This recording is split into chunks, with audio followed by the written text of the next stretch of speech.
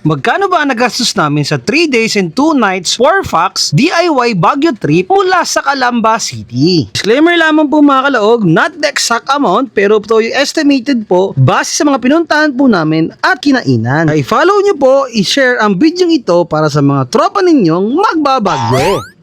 Transportation mula sa Calamba City papuntang Baguio City. Dito po kami sumakay sa Bicol Isaro sa HM Transport for only 952 pesos, 1,904 pesos kapag balik ka na po from Baguio to Calamba at Calamba to Baguio. May additional po to guys na 120 pesos or 60 pesos po back and forth mula sa Lipa papuntang Calamba at mula Calamba papuntang Lipa. Ang total amount po natin guys ay 2,024 pesos from Calamba to Baguio at papunta po sa amin bahay. For our accommodation, dito po kami nag-book sa Elmar Cabin via Agoda, 3,450 pesos para po sa 2 nights, which is 862 pesos po per pax para po sa isang kwarto na may bunker bed na good for 4 pax, may TV, sariling CR, at hot water bath. Para naman po guys sa pamasahe, kapag kayo pupunta sa mga tourist spot, kailangan nyo po guys maglaan ng around 450 pesos to 600 pesos po para po sa pagsakay ng taxi at ng mga jeep. Bukas po mga kalawag, gawa po tayo ng separate video kung paano natin i-breakdown na pamasahe at paano pong adjustment ang inyong gagawin. Huwag po natin kalimutan mga kalawag na iba po sa mga tourist spot dito po sa may Baguio ay may entrance fee po tulad po ng Botanical Garden 100 pesos, Mines View po na 30 pesos, Igorot Stone Village po for 130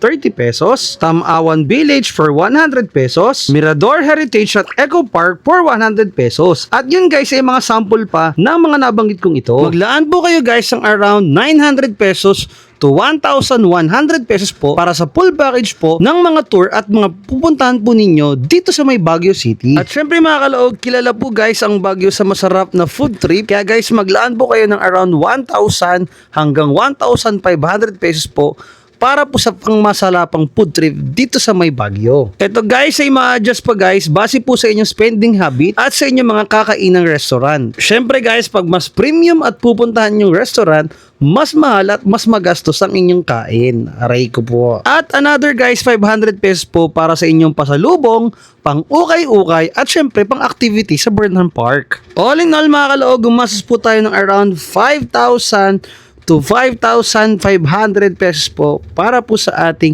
3 days and 2 nights Baguio trip DIY na kung saan sulit na sulit guys ang experience. Kaya guys, try nyo na rin po to. Ingat po and God bless.